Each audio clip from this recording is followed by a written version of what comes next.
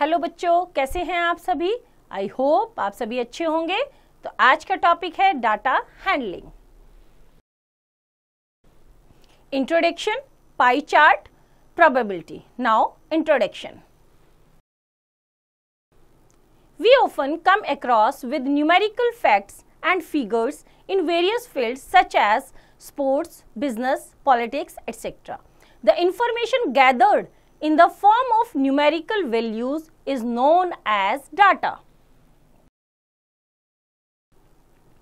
In the previous class, we have learned to represent the data by using pictograph and bar graph. In this class, we will learn to make pie charts and also read about probability. But before going further, let us recall what we have learnt. Now first is pictograph. A pictograph is a graph in which pictures or symbols are used to represent numbers. Note that in a pictograph, pictures or symbols should be exactly the same and arranged in neat rows, one above the another, so that the information is clearly visible. Example देखते हैं. The following pictograph shows the favorite games liked by a number of children. Tabular form में है.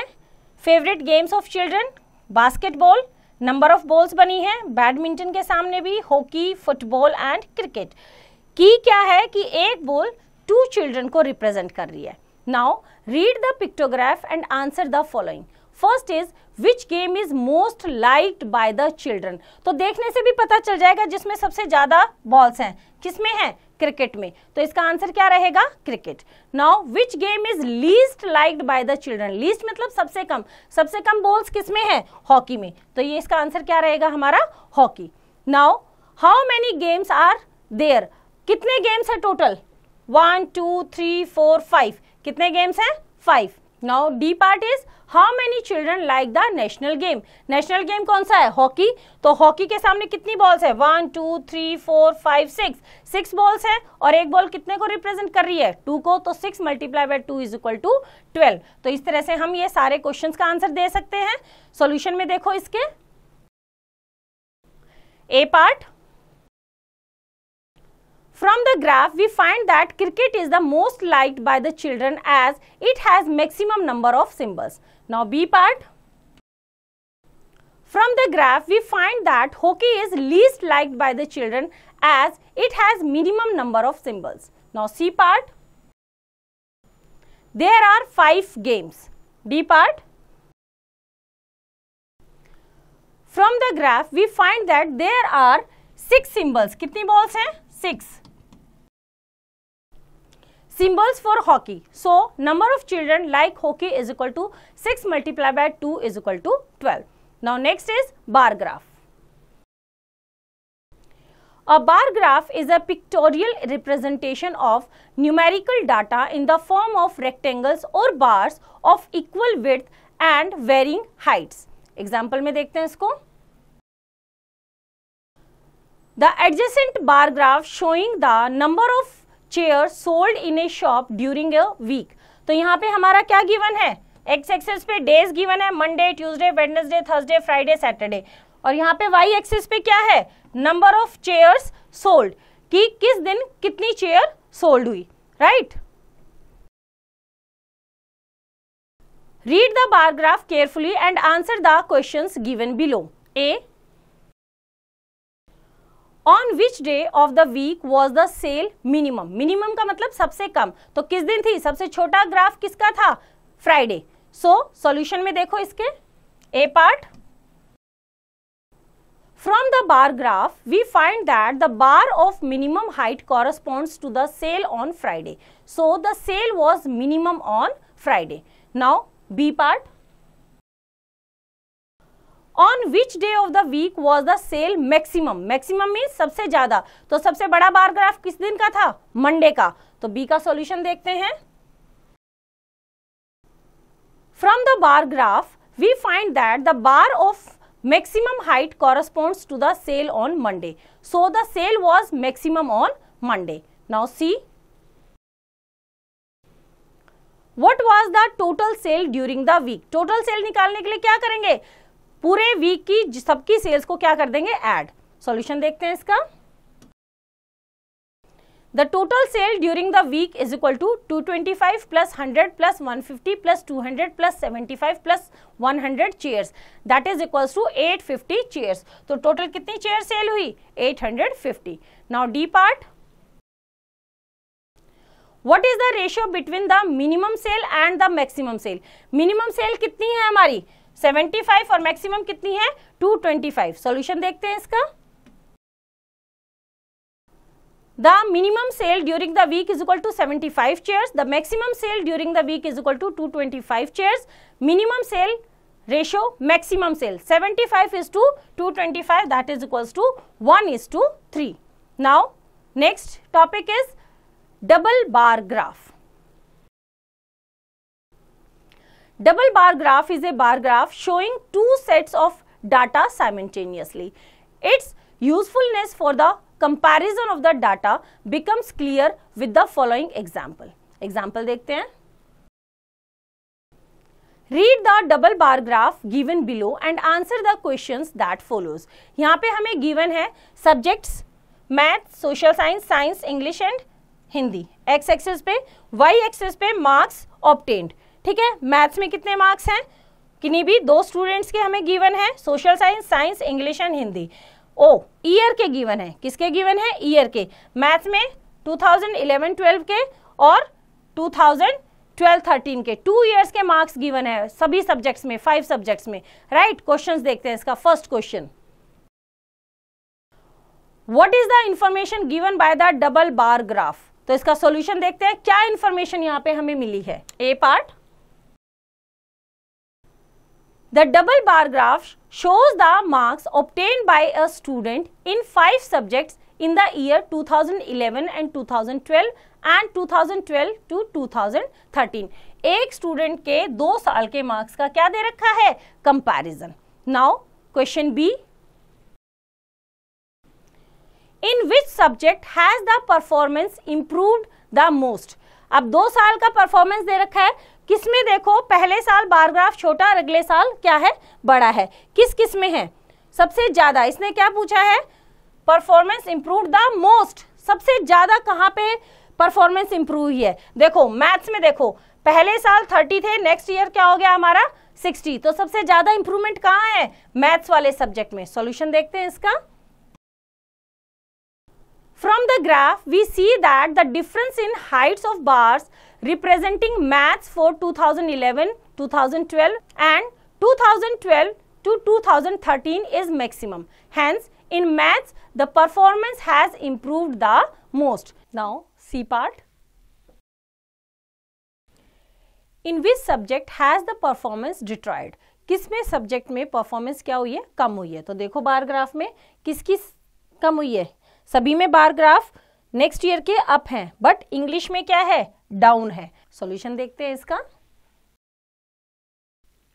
From the bars representing English, we see that the bar of the year 2012-13 shorter than the bar for the year 2011-2012. Hence, in English, the performance has deteriorated. Now, D part. In which subject is the performance at par? At par का मतलब जितना पहले साल था उतना ही next year है। Solution देखते हैं इसका। देखो बार ग्राफ में इक्वल किसके हैं, हिंदी के, तो आंसर क्या रहेगा, we see that the heights of both the bars representing Hindi is same, hence in Hindi the performance is at par. Now next topic is pie chart. When the numerical data is represented by the sectors of a circle, the graph obtained is called a pie graph or pie chart. An angle whose vertex is the center of the circle is called central angle, and the region of the circle enclosed by the arms of the angle is called sector.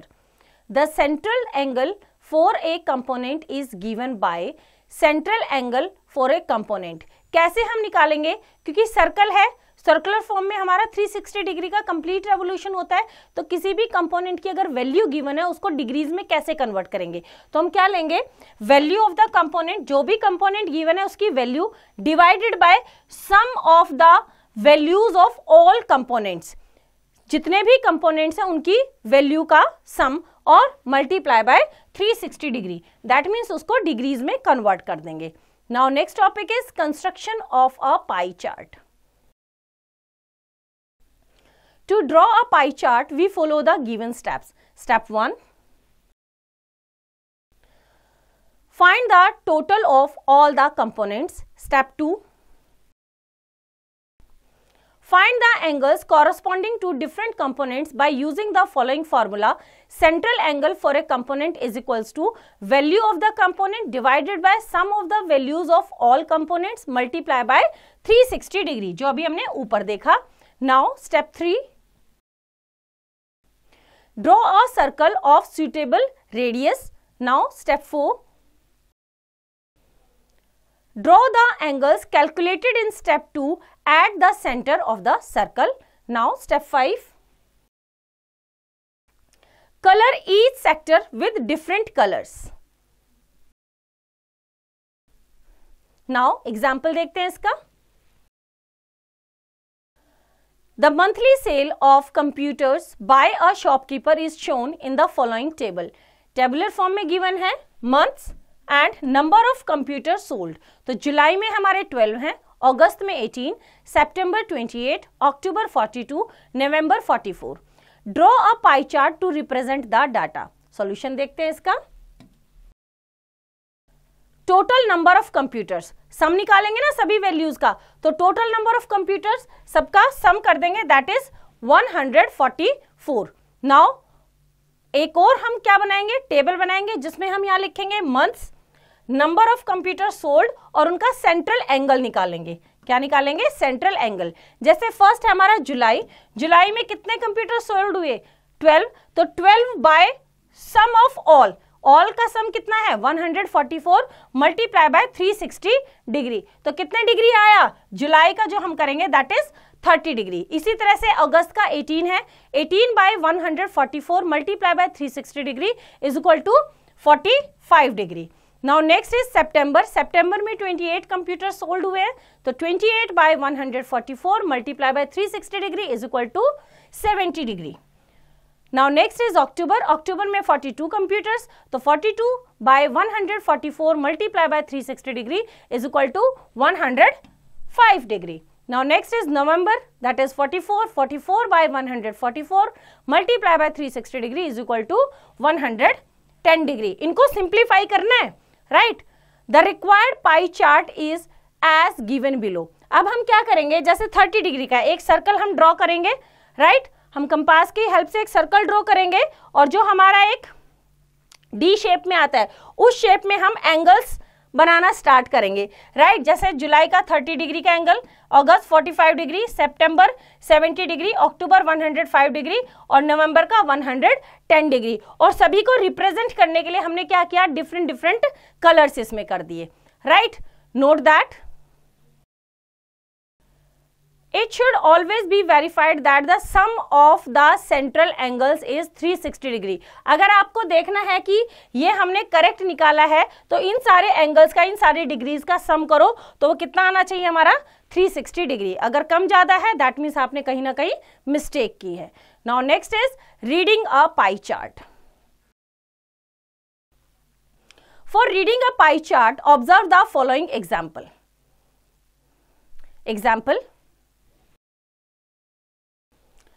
A survey was made to find the type of music that a certain group of young people liked in a city. Given pie chart shows the findings of his survey. एक सर्वे हुआ, उसमें देखा कि हमारा rock music 40% लोग, semi classical 20%, classical 10% and folk कितना है 30%, right. From the pie chart answer the following. From the pie chart answer the following. A, if 20 people liked classical music, how many young people were surveyed. इसने कहा कि अगर 20 लोग classical music को पसंद करते हैं तो कितने लोगों का सर्वे हुआ। नेक्स्ट क्वेश्चन क्या है, which type of music is liked by the maximum number of people. C क्या है, if a cassette company were to make 1000 CDs, how many CDs of each type would it make. Solutions देखते हैं इसका। Solution A part, let number of people surveyed be x. इसने क्या कहा है 20%। तो हमने देखा कि सर्वे कितने का किया, हमने लेट कर लिया x लोगों का सर्वे किया, देन 10% ऑफ x। इसने क्या कहा है 10%। क्यों, क्योंकि हमारा क्या है, इसने कहा है 20 people like classical music. Classical music के कितने हैं 10%। क्लासिकल म्यूजिक कितना है 10%। और उसने कहा कि 20 लोग पसंद करते हैं, तो कितने लोगों का सर्वे हुआ। तो सर्वे हमने मान लिया x लोगों का हुआ, राइट। तो 10% ऑफ x, उन x में से 10% क्या करते हैं क्लासिकल म्यूजिक को पसंद करते हैं। तो 10% of x is equal to कितना है 20 पीपल। कितना है, इन्होंने नंबर ऑफ पीपल दे रखा है, दैट इज 20। तो 10% का मतलब 10/100 of x is equal to 20। x की वैल्यू निकालेंगे तो 10/100 अपोजिट साइड जाके क्या हो जाएगा 100/10। तो कितना हो जाएगा 20 मल्टीप्लाई बाय 100/10, 0 से 0 कैंसिल, दैट इज 200। कितना आया, या वैसे भी यहां से 0 से 0 कैंसिल करेंगे तो कितना आ गया, टोटल 200 लोगों का सर्वे हुआ। So 200 young people were surveyed. Now B part का आंसर, इसने क्या कहा है कौन सा म्यूजिक सबसे ज्यादा पसंद किया जाता है। तो सबसे ज्यादा देखो 40% सबसे ज्यादा इसका पार्ट है। तो क्या आंसर रहेगा, rock music is liked by the maximum number of people. Now next C part का आंसर, इसने कहा है कि if a cassette company were to make 1000 CDs, तो उसे क्या करना पड़ेगा कि कितनी CDs हर तरह की बनानी पड़ेगी। तो कितनी है, number of semi classical music CDs, total कितनी बनाएगा वो 1000 CDs बनानी है। तो जिसका जितना परसेंटेज है 1000 को उसमें क्या कर देंगे, डिवाइड कर देंगे। तो सेमी क्लासिकल कितना है 20%। तो यहाँ पे 20% of 1000 is equal to 20/100 multiply by 1000।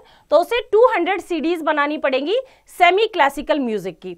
Second, rock music कितना है 40%। तो 40% ऑफ 1000 निकालेंगे तो कितना आ जाएगा 400। फॉक म्यूजिक की CDs कितनी है 30%। तो 30% ऑफ 1000 करेंगे तो कितना आ जाएगा 300। और नंबर ऑफ क्लासिकल म्यूजिक कितना है 10% ओनली। तो 10% of 1000 is equal to 100 CDs उसे बनानी पड़ेंगी। तो इस तरह से हम पाई चार्ट को रीड कर सकते हैं।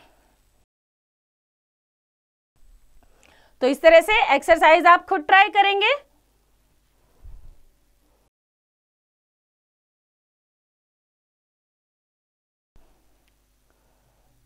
Now next topic is probability. Probability is a way of measuring the chances of an event occurring. Probability क्या है, किसी भी काम के, किसी भी इवेंट के होने के chances. In our daily life, we come across several statements such as A part,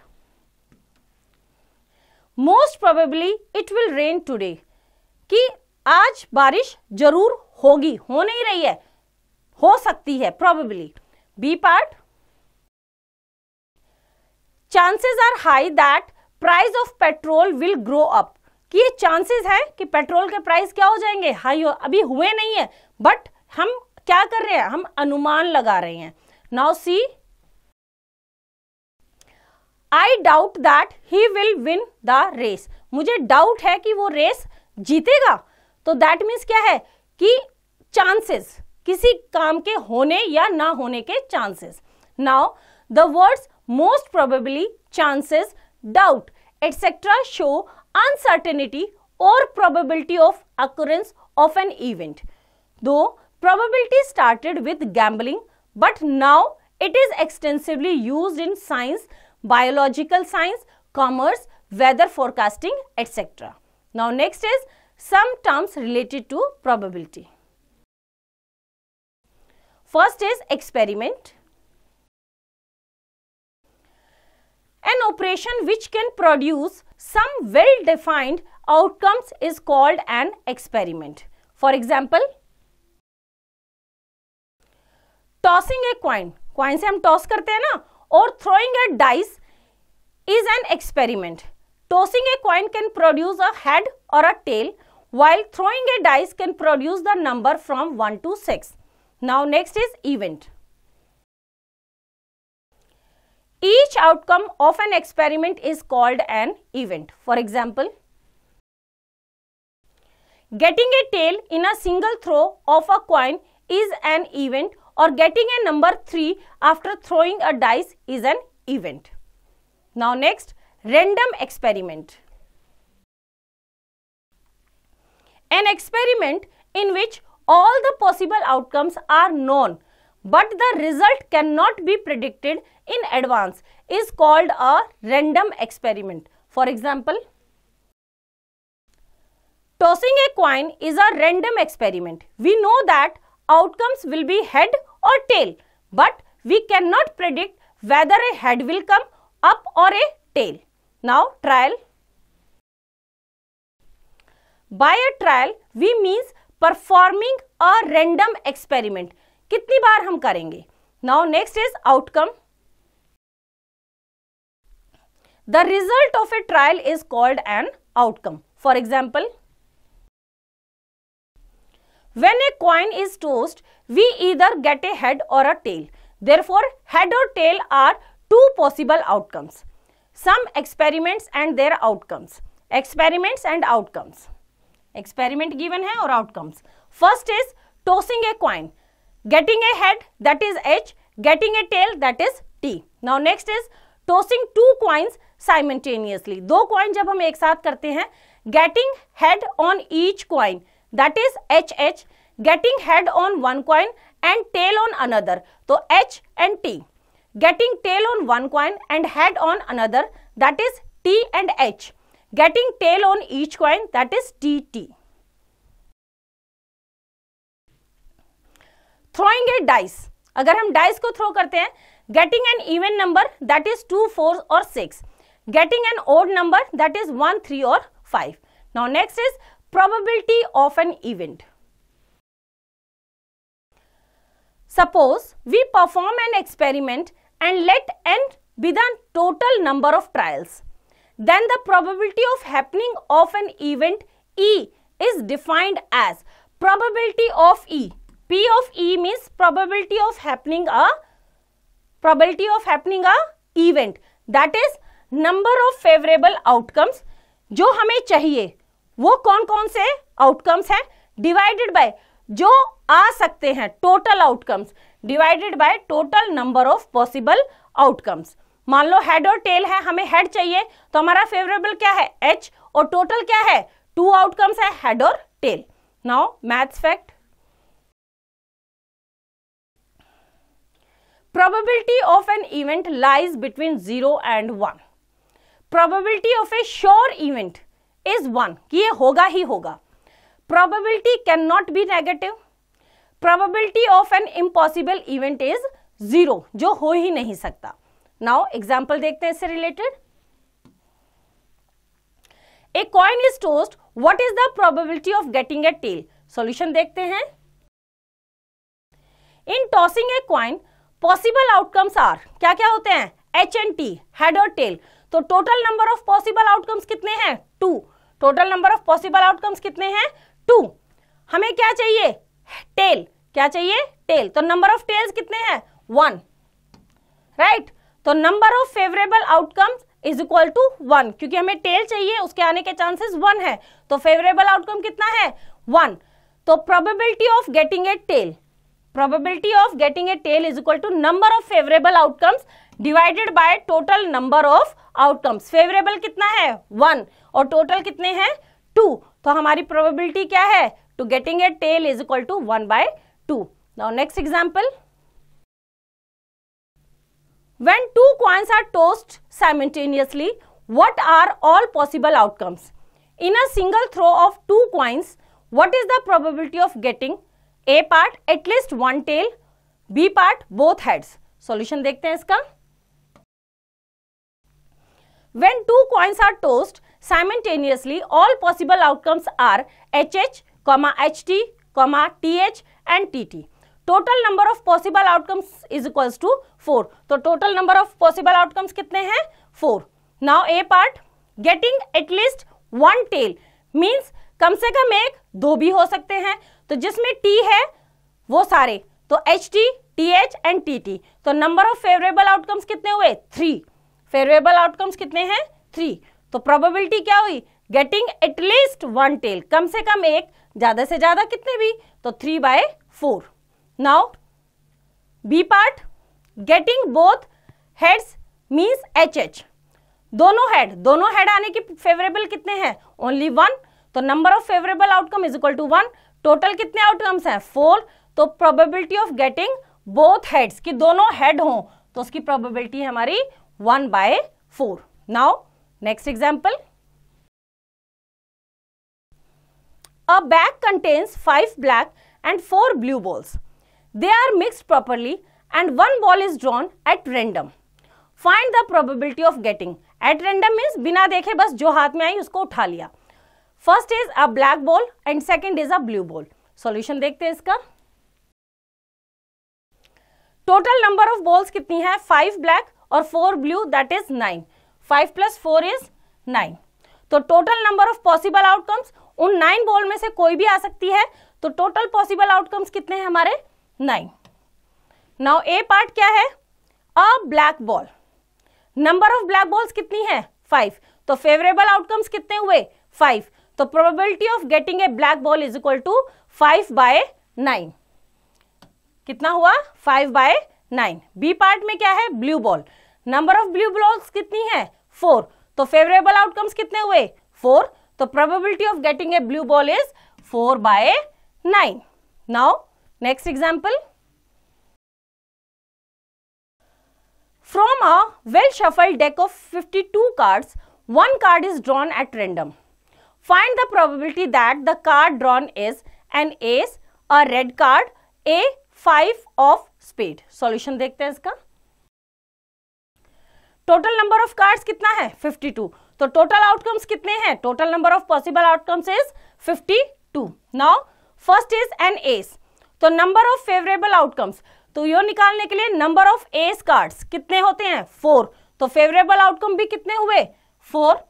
total कितने हैं? 52. तो probability of getting an ace is equal to 4/52, that is 1/13. Now B part, red card. Number of red cards कितने होते हैं? Half half होते हैं, 26. तो favourable outcomes भी कितने हुए? 26. तो probability of getting a red card is 26/52, that is 1/2. Next, number of 5 of spade कितने हैं? 1. तो फेवरेबल आउटकम्स कितना हुआ? 1. टोटल कितने हैं? 52. तो probability of getting a 5 of spade is equal to 1/52. तो इस तरह से हम इसको सॉल्व कर सकते हैं. तो बच्चों, इस तरह से एक्सरसाइज आप खुद ट्राई करेंगे. आई होप आपको चैप्टर समझ आया. इसकी रिवीजन आप खुद कीजिए.